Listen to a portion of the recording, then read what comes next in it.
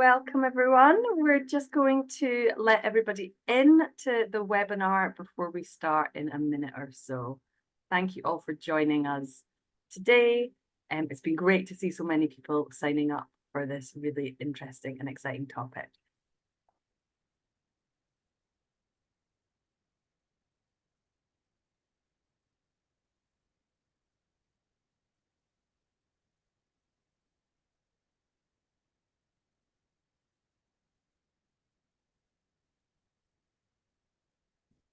Okay, we are going to be starting very soon. And I'll introduce myself. We've got a great selection of speakers today joining for the webinar, and you'll all have an opportunity to ask lots of questions.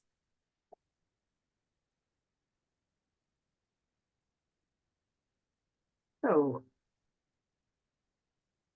okay, we will make a start now for today's webinar on careers in sustainable food and farming.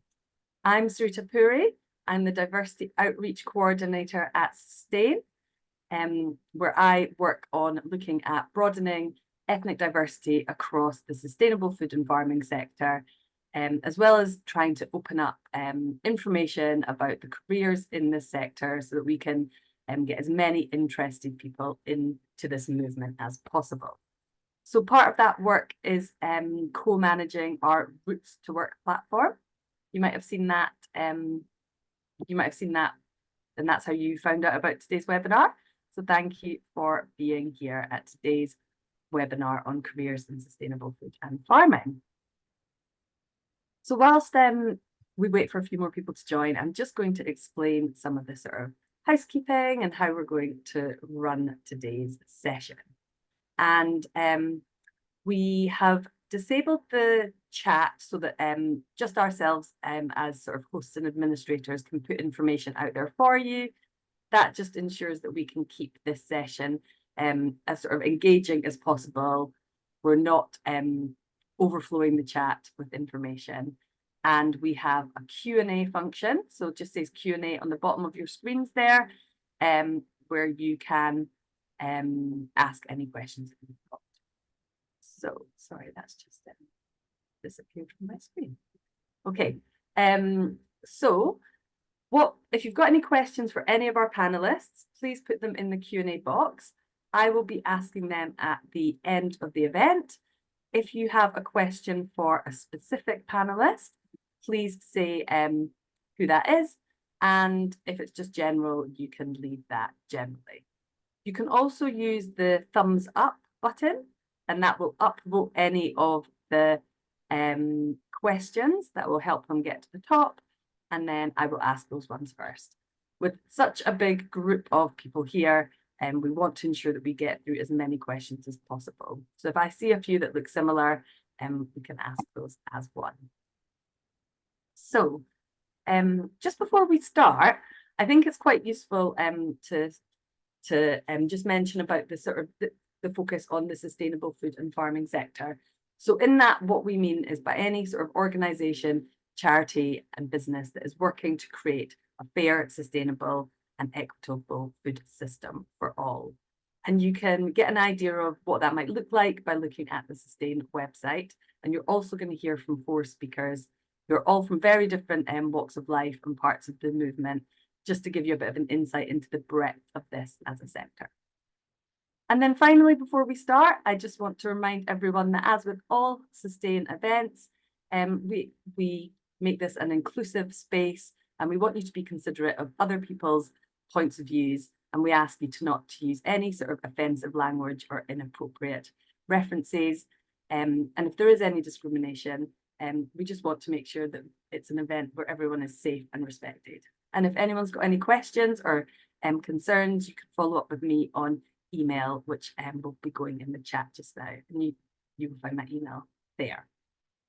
Okay, so before we start, it would be really great to find out who is here and why. So we've got quick 3 questions that we're going to ask you. We want to find out who's already in this movement. We're wanting to find out why you came today. And a final question around ethnicity, which is linking into our work to see how we can open up this sector to as diverse a range of people as possible. So the poll should hopefully just be coming up for you, and you just need to click through that poll. 1, 2, 3 questions. The second question is multiple. You can choose as many answers as relevant. And then once a few of you have done that, we will close that off. So whilst we are letting people fill in that poll, I'm going to start to introduce our speakers. So we have 4 speakers today.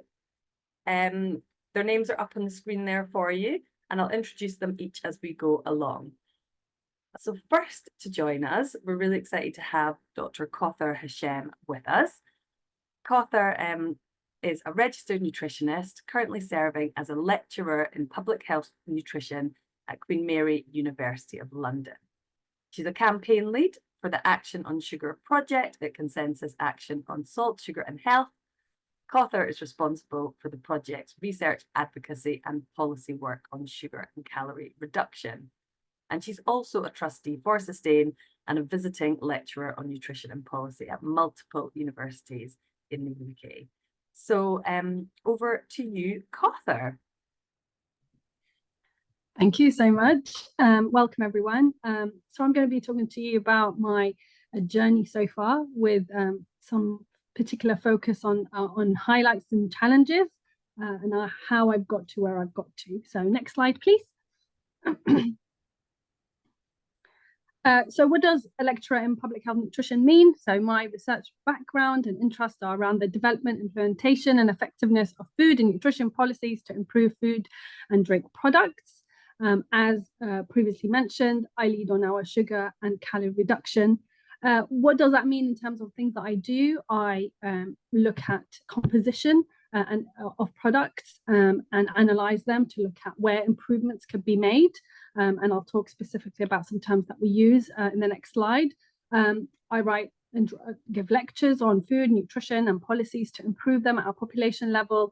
And I work quite significantly on grant and funding applications for both research as well as more NGO-focused work. Next slide, please. So my particular interest is around something called reformulation, which means to change a change in food and drink composition to reduce the unhealthy components, things that we know, micronutrients or macronutrients that we know are at a population level we're eating too much of and they should be reduced. So like saturated fats or trans fats or salt or sugar, and then retain the healthy components of products. So it's like replacing an existing food. So let's say the same brand of soup, but with less salt. And we've seen from consistent research that these upstream changes made by food companies and imposed by government regulations can improve the food supply of everyone and their dietary habits. So it can improve health inequalities, and therefore it's significant and it's important. And we've seen it for salt reduction to improve health of the whole population, not just usually health promotion in terms of information. It can increase inequalities because people that access that information and know how to use it often are people that are more educated or have access to a wealth of information to make those choices, whereas people from different backgrounds might not always have that access. So it's very significant, and I'm passionate about that. This kind of work in improving food supply continues. So next slide, please. So I also am the campaign lead for Action on Sugar, and this is kind of our impact works where we survey the nutrition composition of food and drink products, so what is in the products themselves. We use that data to then advocate for policy change. So I often represent Action on Sugar and interactions with government to improve policies, to push companies to do better, interactions with industry, with food and drink companies to challenge them where they can, where we can see there is scope for improvement and they're not doing it. Interactions with NGOs like Sustain on the Children's Food Campaign, but a whole host where we collaboratively work together to influence policy, and interaction with the media to kind of get the public more concerned about what's in their food and therefore challenge companies and government to do the right thing. So that's what I do. I want to talk to you about how I got to here. So next slide, please. Oh, so in terms of media interactions, I get to do something like this, which I still marvel at the fact that I did something like this. I have, done many media interactions where I've brought these topics to the public. This was an interview with Jon Snow on Channel 4 News, and it was up against the chief executive for the Food and Drink Federation. And it was kind of challenging that there is scope for taxations to improve food and drink products, and these are specifically taxations on food companies to push them to improve products. So next slide, please. So how did I get here? I thought I'll put it in a diagram where I've been asked to focus on what are the kind of challenges and what have been the shape, like the areas that have moments have shaped my career. So the onions are essentially the challenges, and I've chosen that specifically because while it's completely essential in many, many different dishes, it can be annoying to peel and include and chop and so forth. So my journey started when I did a BSc in nutrition, which I actually found very challenging. I didn't enjoy the course at all. And I looked for other activities as part of like student life to motivate myself to continue with the course. When I finished, it was during the recession and job opportunities were really poor. And I didn't really have any role models apart from my tutor who I got on very well with. I didn't really, and that was only through like seeing academia as an option. But there was one particular module I really liked, which was public health nutrition. No surprise. Within the first couple of months, I was job hunting for quite a long period of time. Quite a lot of my peers went on to completely different roles, leaving nutrition completely. And I eventually got a role at Unilever. So this is my first experience of a job, and it was for a big multinational company, which I hadn't really linked some of its products with its like brand, like the main company name, Unilever. But I knew that role was short. And so I was still job hunting, and that was the onion of the whole process. As my first few roles in this sector were very short-term contracts, which has its own challenges and instability. And so then I was like, well, I've got the experience of working for a food company. Could I look at working for an NGO sector? So completely the opposite of the spectrum, to try and see what that experience feels like. So I kind of looked for volunteering opportunities, and I got a call eventually after emailing Sustain actually to come and join the Children's Food Campaign, which is one of the main campaigns at Sustain. And eventually, because the funding was limited, I went on to become the coordinator, but I also knew that the funding at the time, which now that it's incredible the amount of people that are working on Children's Food Campaign, at the time it's quite limited, and we knew the prospect of what further funding coming anytime soon was low. So I still was job hunting. But I want to draw attention to that. I do feel like that role at Sustain was that avocado moment. It was totally career defining, doing that volunteering and then having a paid role there, which I'll come back to. And then I went on to work for Consumers International, which is essentially all its members are consumer organizations around the world, like Which, and it's like challenging on an international level, on a UN or WHO level, issues around consumers, so the right to information on their on products that they buy and so forth. But again, that role was short term, it was 6 months, and before it was going to end, I applied for another role, which was what became my current role, but has evolved over the last 10 years. And that is to work for Action on Salt and Sugar. And as part of that role, I went on to do a food policy master. So I did it 4 days a week with a master's 1 day a week. And then eventually that role also evolved. I went on to do a PhD, and then eventually became the campaign lead for Action on Sugar. Then I took a maternity leave and returned during COVID, and that's had its own challenges. And then eventually, I also realized during maternity leave that there is very little nutrition information that is accessible to ethnic minority, particularly people from my community, where I felt there is a shortage of like personalized information on nutrition and how to eat better. So I also started my own freelance work, which is Dr. Cawthor Nutrition. So, Cawthor, you've got a minute left. Minute left, brilliant. So if we go to the next slide, where I can talk about how I feel like it was career defining to working for Sustain. I worked on a few projects which its policy focus still continues until this day. It was around restricting junk food marketing to children. I pretended I was a child, and this is very typical of Sustain's work. I pretended I was a child, and I looked at the kind of brands that advertise to children through games, but essentially they're high sugar products, brands of high sugar products and so forth. And the reason I felt working for Sustain, even though it's volunteering and then became a paid role, is that it gave me an incredible access to a network of people that even doing the Food Policy Masters, I found that the people that inspired me the most when I interacted in this role were the people that did the Food Policy Masters. And I knew at that point I wanted to do a master's, so I thought I wanted to do it in dietetics, and that kind of specialized more in kind of food and nutrition. And then also, being part of Sustain, I got exposure to 2 parliamentary receptions, which were the Action on Salt's parliamentary receptions. So then I saw those people that are working, nutritionists working in those spaces, where I was like, I was totally inspired, which eventually led to me applying for my role. And now I've been 10 years plus in that role. And so it was definitely, I'm not saying this because I'm Sustain's trustee, but I genuinely feel that the network of people that I still work with was definitely career defining to have been part of Sustain so early in my career. Next slide, please.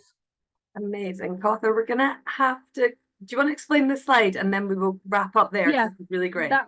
That's the last one. So I often say to students when I do talk about my career is that you can be an average or even below average student, but with passion and dedication, you can go far. And I truly believe that. Amazing. Thank you so much, Cawthor. If anyone's got any questions specifically for Cawthor, please put them in the chat and I'll come to you at the end.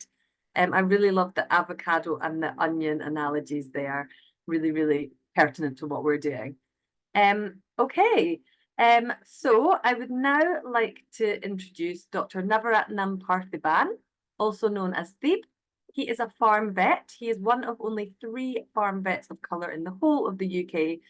And he works very closely with, and he works in agriculture, spends more time on farms than he probably doesn't. Therefore, he knows so much about the movement and agriculture. He's worked in clinical practice, university higher education, pharmaceutical sector, and global animal health industry. He recently completed a Nuffield Farming Scholarship exploring ethnic diversity in the agriculture section, and he regularly speaks about inequalities, racism, and lack of representation in the sector. And related to that work, he's the co-founder of the British Veterinary Ethnic and Diversity Society. So over to you, Deep. Thank you. Perfect, thank you.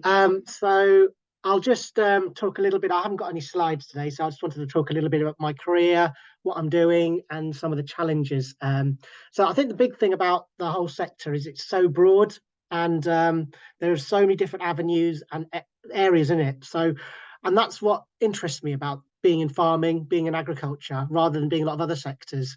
So my current role is I'm the regional head of farm for IVC Evidensia. So IVC are the biggest veterinary corporation in the UK. So we've got thousands of vets. So I work in the South, Wales, and the East of England. And my role is to support our farm practices down these areas. So our farm practices overall look over tens of thousands of farms in the UK, all livestock farms. And my role is to support the farmers, support our vets, and see how we can support down, but support up as well. So I work with a huge diversity of farming and farmers, and I think and farm vets as well. And that makes my job quite interesting. And then I work with another small team who cover the North and Scotland, and we also cover Ireland and Europe as well. So we work with thousands of farmers and all different sizes. And my career, so I'm at this role at the moment, and it's really interesting, and I get to do things like this. But where I started was, I always was interested in animals. I always liked biology, but I didn't know what I wanted to do. And so when I first applied, I applied for zoology and I did a bachelor's in zoology because I liked animals and science, but I wasn't the cleverest person in the world. And in those days, to get into vet med, you had to be, straight A's, which I never was. So I did my degree in zoology. And then after my degree in zoology at Manchester University, I decided actually I wanted to be a vet because, I always dreamt about, what would it be like to be behind a table and to treat animals. So touch wood, I got into Edinburgh Vet School and I did my degree in Edinburgh. And then actually I started falling in love with farm animals. So then I got my first job in Wales and I worked as a farm animal vet. And I did a number of years in clinical practice, working with mainly sheep and beef cows to begin with, but then it became mainly dairy. And I worked in the southwest of England and I worked in the middle of England and all sorts of different places. And then I thought, well, actually, I really enjoy the clinical aspect, and that was great. But I felt it was quite small. I was only working with the farmers in my local area, and what I wanted to do is look bigger. So then I left clinical practice and I joined the pharmaceutical sector, where I looked after the farm animal portfolio for the UK and Ireland, and that was fascinating. So then I got to go to Ireland to look at different farming. I looked at all over the UK, Scotland, England, Wales, and I got sent to Europe to do a bit of work in Europe as well. So that was fascinating. I was looking after the pig portfolio and the dairy portfolio. I then moved into academia and became a senior lecturer in livestock production at the Royal Agricultural University. So I got to learn about teaching, working with students, but I also managed the university farms. So I looked after about 400 ewes and I did a calf rearing unit as well. So we looked after 80 calves and they went through cycles. And so I did a bit of farming and I did a bit of lecturing and research as well. So I did a lot of dairy research. So I spent time in the US, South Africa, China, Sri Lanka, and a few other countries looking at dairy production, looking at farming, small scale farming to large scale farming. And then from there, I went back into an American company where I looked at dairy production and I was working on their looking after the UK for them, looking at feed and dairy and nutrition, which was interesting again. And it was looking at different levels of nutrition and how we can support that. After a few years, I went back into clinical practice, which was interesting, and working in a farm practice, dealing with different farmers, a lot of small scale farmers, and then I've come to this role I'm at now. And it's interesting because every position I took and everything I did, I learned lots of skills, I met lots of people, and I developed my understanding because I think it's a journey. And for me, I'm not the end of my journey. I'm still learning. I still don't know everything. But what I feel is every time I go somewhere new, I pick up something new and I understand something new. And I think that's been the best thing about what I'm doing. And my career is very, very squiggly, and I think it's going to carry on being squiggly. And I think also on top of my career is about adding other things on. So again, I'm a director of the Oxford Farming Conference, and so we run one of the oldest farming conferences in the UK, and we invite lots of different people to come and speak. We have lots of, I'm trying to diversify the people that come, and it's about trying to understand different farming concepts. We invite the supermarkets in, so we're trying to look at the whole chain from farm to fork, and we invite politicians in to learn about policy.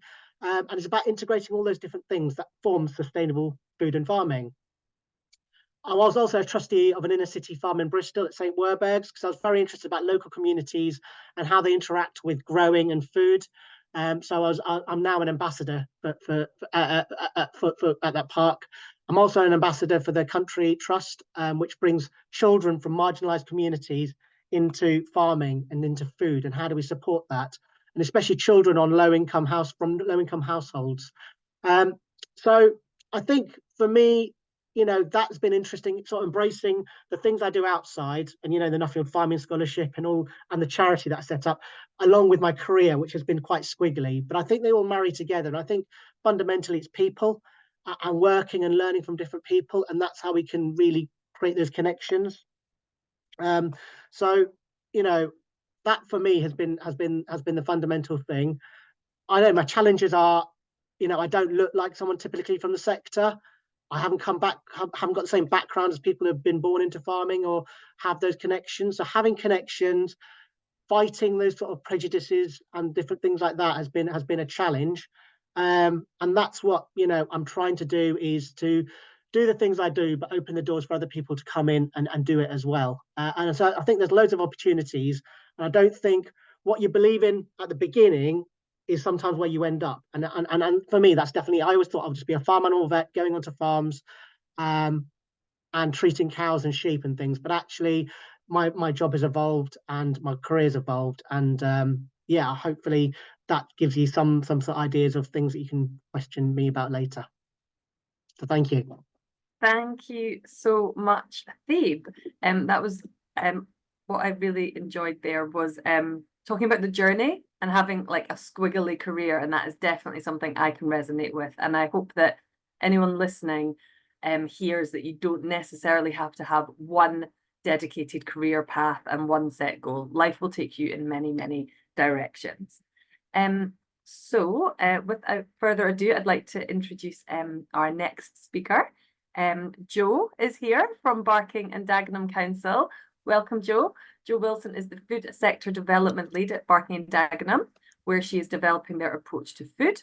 So that includes a good food plan for the borough, nurturing established and early stage food businesses to improve their offer and help communities grow, cook and eat good food in partnership with voluntary sector organisations. And prior to working at the council, I'm sure Jo will tell you, but she worked at WEN, the Women's Environmental Network, as a local food programme manager, working on issues including food partnerships and housing and regeneration. So over to you, Jo. Thanks, Sarita, and thanks for inviting me onto such an illustrious panel. It's great to be here. I'm going to whiz through what me and my team do at the London Borough of Barking and Dagenham, what I've been doing kind of over the last 15 years or so, kind of prior to that, kind of until I got to the council, some important influences or moments, and then a couple of other points to sort of consider along the way. Okay, next slide, please. So this is Barking and Dagenham. This is what I work on in the council. So we're an outer East London borough with a huge opportunity coming our way, which is that the wholesale markets, the city, which are currently owned by the City of London, are relocating to Barking and Dagenham, to Dagenham Dock, kind of old industrial part of the borough, in the next few years. And that is giving us the opportunity to do a really sort of big, broad programme related to food that's ultimately about how we can help our residents to get as many sort of social and economic benefits from this big investment and this big programme that is about food. So there are different aspects to what we're doing. We have a really big, exciting programme working with primary and secondary schools to inspire young people into careers in food, to kind of help people understand, the young people understand the value and the importance of good food, and what the opportunities are coming this way, coming to the borough through the markets. We do support for early stage and existing businesses, food businesses. We've just kicked off a programme that's supporting new businesses, new kind of entrance to the sector, because we would like to make sure that as well as the markets coming to the borough, we're also creating other physical assets related to food. So like a food hall in Barking Town Centre, and we want to make sure that that is full of local businesses selling affordable, nourishing, sustainable food to our residents. And then we're also working with existing businesses to try and help them to improve their current offer, particularly around retail. We have a number of community programs. So we do growing. Ultimately, we want everyone, all residents, to have access to spaces to grow, cook, share good food together. And we have a number of programs supporting that. And we're also creating an action plan. So we believe that if we're going to create a better food system for the borough, we can't do it on our own. We need to be working with residents, with schools, with communities, with charities, with everybody really working and coming together on what our collective aims and goals are to create a better food sector for everybody. Next slide. Thank you. So this is how I got to be doing this. I have to say, it's a really exciting job. As you can see, I get to do a lot of different things. And I've kind of done a lot of different things to kind of lead up to that. So I started, I don't want to say how many years ago, but more than 15 years ago, doing a completely different degree. I did an arts degree, and then I had a number of jobs that related to film, to events, to publishing. And I was sort of flitting around, quite happy, but not really entirely sure what I wanted to do. And then I got very interested in a new food market on my street that was being, that was kind of, which I assumed was a brand new thing. And then I've learned from talking to some of my neighbours that actually the street that, which is in Clapton, the street used to have had a thriving food market many years ago, and it had just sort of disappeared. And it got me really thinking more about histories of places and how places can change over time, but also the policy that was enabling this market to happen was part of this broader neighbourhood planning policy that was coming, or legislation that was coming in through government, that was really about communities having more say in how spaces are owned, managed and run. And I got very interested in that. So I then went and did a master's in sustainable urbanism, which doesn't really mean very much to many people, but it relates to planning, to urban design, to development, and crucially to how all of those things knit together to create places and kind of regenerate places. I also did realize that I was just really interested in growing food and on the importance of growing food in the city and opportunities for people to learn about food through growing. So I did an apprenticeship with Growing Communities, which is a charity in East London. I became one of their patchwork farmers, which meant I was growing salad and then selling it to their box scheme and also to local restaurants. I did a number of voluntary projects, creating new community gardens in the area and working with lots of lovely young people and stuff. And then I then spent 5 years working for a regeneration network. This is kind of at the same time, which was, again, understanding more about placemaking, but also about collaboration and kind of working with local government. I then went to WEN, the Women's Environmental Network, and actually got to do some proper work around food policy and partnerships, and then finally found myself at the London Borough of Barking Dagenham, which a couple of years ago. Next slide.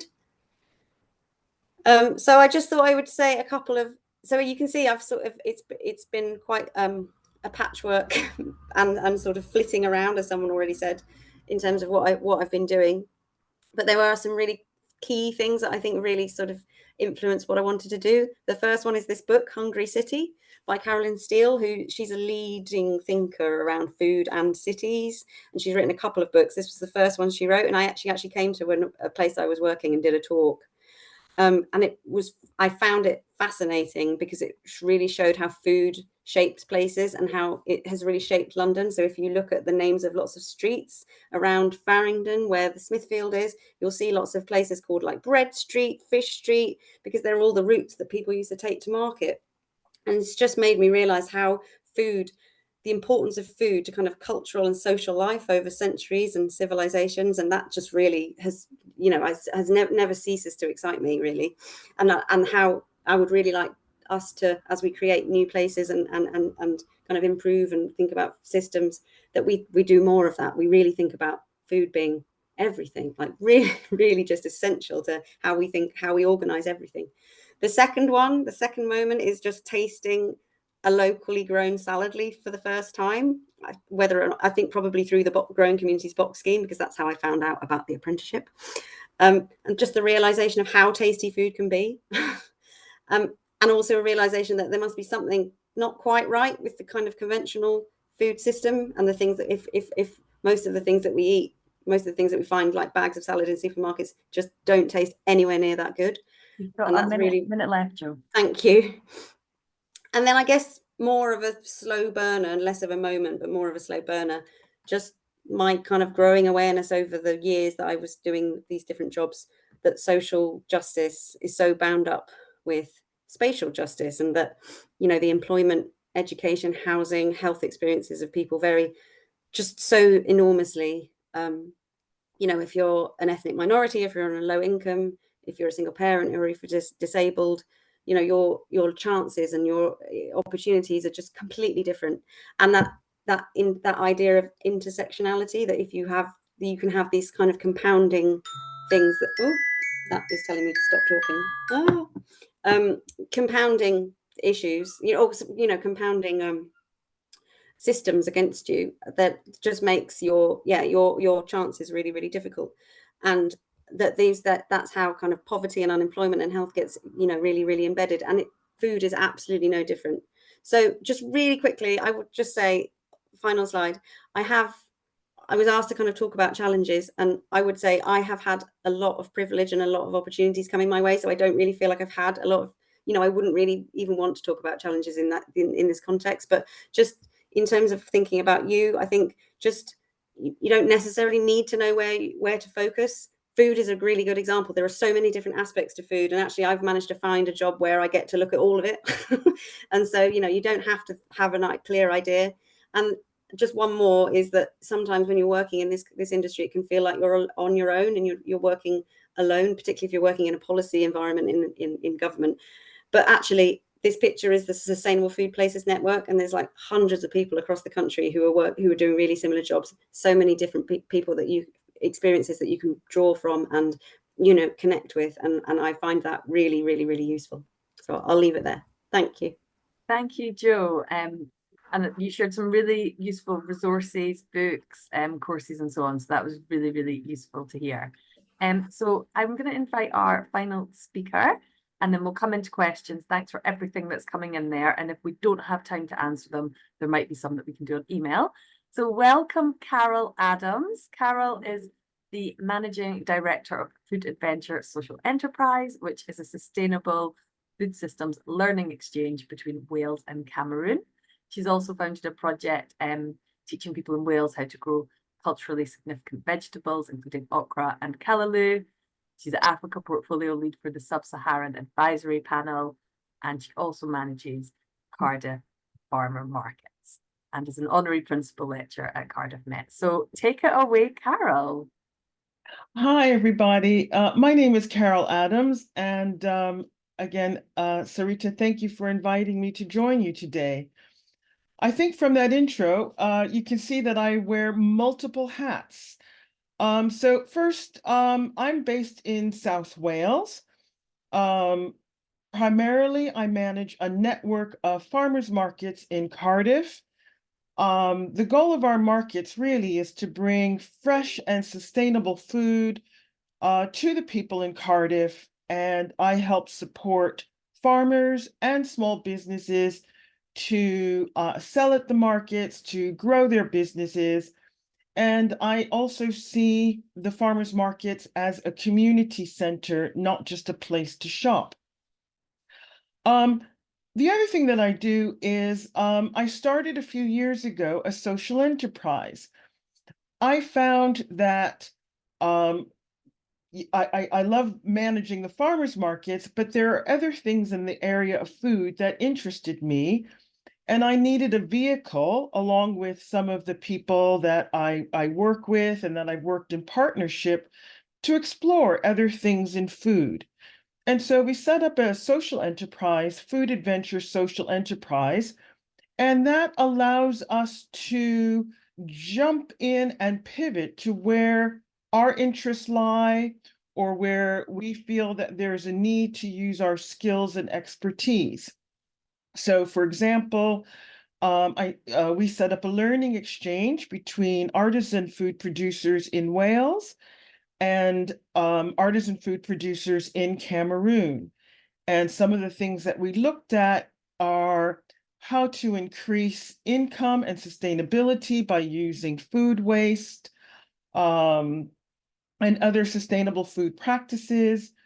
Also on our trips, we looked at food safety with my role at Cardiff Metropolitan University. Our focus then was on producing food safely as well. Also, I moved to the UK from the Bahamas, and where I live, it's really hard for me to find some of the vegetables that I'm familiar with back home. I have to drive into Cardiff if I want okra or callaloo. And so we started a gardening project because aimed at people from the global south, helping them to grow vegetables in whatever space that they have that are foods from their home. So yes, we focused on things like okra and callaloo and collard greens or sukuma. And the social enterprise sort of allows me to pivot into spaces that I want to go into that might not be directly related to my role at Cardiff Farmers Markets. So how did I get into the world of food? Well, my background is actually in finance. So I started in the world of finance, but I've always had an interest in food. So volunteering was really a critical role for me in my career path. So I started in finance, but I've always had an interest in food. And so I used those financial skills to help with projects around food, agriculture. So when I was based in the Bahamas, I traveled as a volunteer to other countries in the Caribbean. And basically, again, it was helping women set up businesses, and mainly those businesses were in craft and food. So my volunteering really helped me develop my skill base. And also, because my studies were not related to food or sustainability, anytime I saw a course or studies that I could access throughout my whole life, I'm always learning. So I did a master's degree in community development because a lot of my volunteer work was based around community, social and economic development in communities. I did a degree in community development, and then I just completed a degree, a master's degree from Aberystwyth University, a postgraduate diploma from Aberystwyth University in agri-food bioinnovation. I've taken courses in permaculture. I read blogs. I'm constantly learning. What are So those are just some of the different ways. So when I moved to Wales, I then focused on the community development side.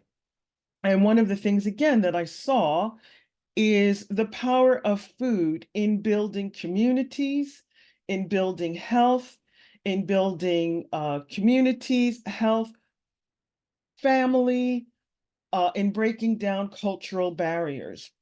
So my aspect in community development, although focused was a broad spectrum, the part that really drew me was the role that food played in community development. So that's my sort of angle with food. And then, like I said, I see the farmers markets as a place for community development and engagement and cultural exchange. The Growing Project, again, building community. So, I think a few people spoke about having squiggly careers. I think, my career is quite squiggly as well, to go from, quite honestly, offshore banking in the Bahamas to growing projects, farmers markets. But I would say that volunteering has helped me because I was able to pursue my passions through volunteering. And as well, not always looking for a job in what I wanted, but having an organization, a social enterprise that I'm a part of, and that I can pivot into various areas that are of interest to me. And it's not just my interest, but there's a network of us that work through the social enterprise. Challenges. A minute left. Okay, thanks. Some of the challenges, learning the context of the UK, sort of navigating, figuring out who does what And I think, taking part in webinars like this are really helpful for navigating the sustainable food network and web in the UK, which is really vast. And yeah, I'll end there. Thanks. Thank you, Carol. Core skills, that's such an important thing to mention. All the skills anyone has, be it software, finance, it can be put to any use. So can I invite all our speakers to come back on screen, please? And I've gone through the questions and I'm going to sort of group them and open them up. So we've got a couple of questions around, and if we don't get to any questions, I can always send on direct ones to the speakers. So we've got someone who's an older worker with no experience in the sector, so no network to tap into, and their education is a completely different subject. Location's also an issue, and they have to work part-time. So thinking about those challenges. And then we've got someone else who's asking about networking as an outsider in the sector, and someone that can be considered a minority compared to what people look like. So I'm going to open that up to anyone to answer these. So thinking about how to get in if you maybe don't have the on paper skills, experience or background. Steve, we'll start with you. Okay. So I think it is a challenging thing. It's quite uncomfortable as well, and I think you need to be prepared to be uncomfortable. And I try. So for me, it was more throwing myself into those situations. So whether it was things like this, again, trying to sort of take part in different webinars and things like that. If you want to stay in your own safe space, but if you're willing to go out, sometimes there are sort of free conferences or free meetings. I'd say things like joining things like the Land Workers Alliance. So there are membership organisations as well that are opportunities to join. And then if you want to sort of help support sort of things like trusteeships. And so I was a trustee for my local inner city farm, and that gave me access to talking to people and trying to be engaged. But when I think about the bigger organisations, I think for me it was more of throwing myself, applying for, again, not having, if you don't have all the time and full-time jobs, if, for example, my role at the Oxford Farming Conference, that's a part-time thing where it takes up maybe a couple of hours a month sort of thing, but it puts me in front of people that I never normally would talk to, and with their connections I can go further. So I think it's just throwing yourself in it, but you don't have to go straight in it. If you want to do it from a safe space, you can do it from your own sitting room or whatever and take part in these different webinars. And the thing is, the sector isn't huge, so you start to see the same faces or the same people start to pop up again, and then once they notice you, then that's a good thing. And another thing, just last thing, LinkedIn is a really good thing. So join LinkedIn and just try and connect with people on LinkedIn and message them, and sometimes you get some really good connections and ways of connecting with people that you never normally might meet. Absolutely. Anyone got anything to add to that? Or we can move. Just I can't speak for other local authorities, but in Barking and Dagenham, we're really aware that not people don't necessarily have the same chances for education and for work experience as others. So we do something called values-based recruitment, which means obviously with certain jobs there are core skills, and if you need those core skills, you need those core skills. But there are other jobs where there is some flexibility, and there will be people who have gained experience that is completely valid and relevant and sufficient for demonstrating that you can do a job. And so we do values-based recruitment, meaning that if you can demonstrate on paper that you're able to do the things that are key to the role, you will be interviewed, and you will get the chance to take the job. So yeah, so it's not, there's not and especially with something, so for me, I'm sitting here with two doctor somethings, nutritionists and vets. As I say, I started doing an arts thing, and then I kind of pick up qualifications that actually don't mean very much to lots of people, because they're not really proper, they're sort of about collaboration and different ways of working, and they're not they're not, what's the word I'm looking for? They're not going to take you to a particular career. Vocational. And so, yes, thank you, vocational. So, I don't think I have the qualifications I have don't necessarily mean that I'm qualified to do the job. I think it's more about the networks that you gain from doing things like that.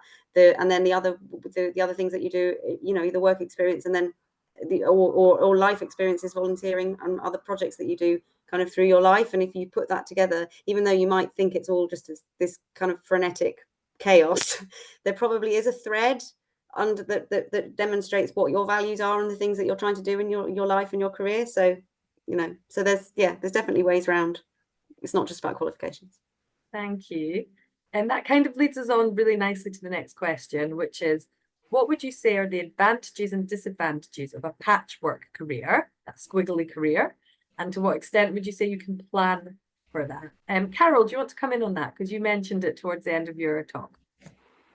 I think one of the advantages of a squiggly career is that it gives you the opportunity to learn, to form different partnerships and meet people that are out of the network, but the skills are important in whatever you're doing. So, for example, I'm not really, I find in education, there are people that their skills are really important with what I'm doing. So I think the squiggly career just opens your mind, your network, your contacts, gives you another way of seeing things and opens up your perspective and your experience. So that's been the advantage to me, having a very squiggly career, is that I can see things from a lot of different angles and have networks in a lot of different fields. Right, thank you. Anyone, anything super to add to that? Arthur? I can add really quickly. I think about building your network specifically. I mean, it's volunteering is so, like, I can't stress how important it is. I mean, it does absolutely annoying that you don't get paid, but obviously things have changed quite a lot, so you can, like, expenses can be paid or things like that. And I think if you are transitioning into a new space, then just the NGO sector is quite brilliant actually in opening that space for having volunteers, which definitely everyone should tap into if they want to have that transition to a different space. Yeah, I think that for me is one of the key ones. Okay. Only because from experience, it's been very phenomenal. Yeah, thanks, Arthur. I'm going to second that as well. Great, thanks, Carol. And yeah, it's that balance, isn't it, of being able to volunteer and find those opportunities, give as much time as you can, and so on. I'm going to take a question around, because we've talked, a few people have mentioned their qualifications, and there's a question here about how important or useful do you think it is to do a master's course, particularly if you don't have a background in this field? And I suppose thinking about the challenges that people might have doing that. Does anyone want to answer that? I always get that question, so I have an answer to that. I would encourage people to not do a master's unless you've kind of had a bit of experience in that field, to know that it's an absolute worth for your time and investment, and if you're paying for it, it's worth the money. I tried, so like every other year I was applying to do a master's, and thankfully I didn't do the master's that I thought I wanted to do, and I ended up doing a master's that, through the network that I was in, I realized that's actually the best connection. Even the people that I will study with, it's the best format. So whatever it is, it's like, have some experience, some practical experience before investing into a master's. That's what I would think you should do. Words. Steve? Yeah, I was going to talk generally about qualifications. And what I'd say is, work out, or I'm trying to understand what you want to achieve and what you need to get there, rather than going, I'll do a PhD or I'll do a master's and then I'll get that. Don't think like that. Because, for example, when I worked with lots of students at the Royal Ag University. So they were doing things, but I created short courses which got them points or whatever. because I thought to them, you know, it's not about the qualification, but it's about achieving those experiences and those things to get to what you need to. So, for example, if I, you know, in my vet practice, for example, you could work in a farm animal vet practice and not be a vet. You can be a nurse, you could be a foot trimmer, you could be an AI technician, you could be a vet tech. None of them need, they all have different types of qualifications or different types of things. You don't have to have, you know, your GCSEs, and you could still work in a vet practice. So if it was working with livestock was your passion, there is a role for you. So you don't have to think, well, I need that to work there, otherwise there's no opportunity. There isn't. There are ways of going around it, and it's about thinking about, well, if I want to work with that, whatever thing you want to work with, what roles are there, and therefore what can I do?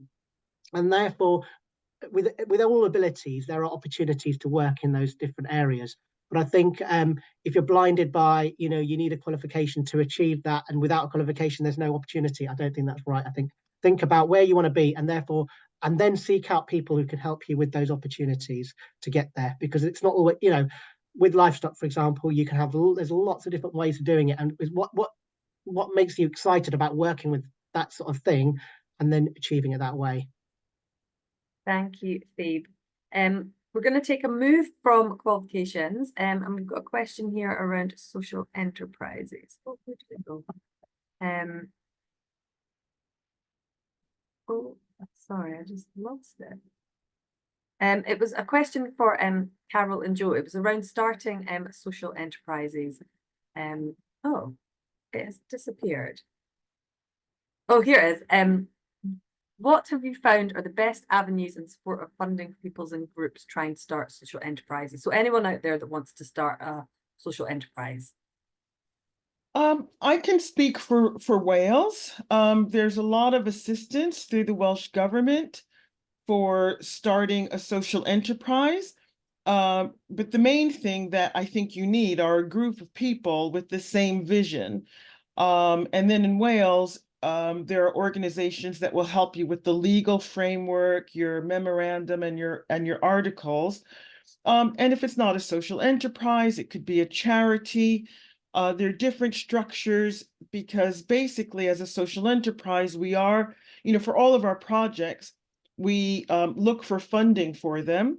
And so, you know, a social enterprise, you can apply for certain funding, but if you're a charity, you probably have more success, you know, there are more funding pots available to you.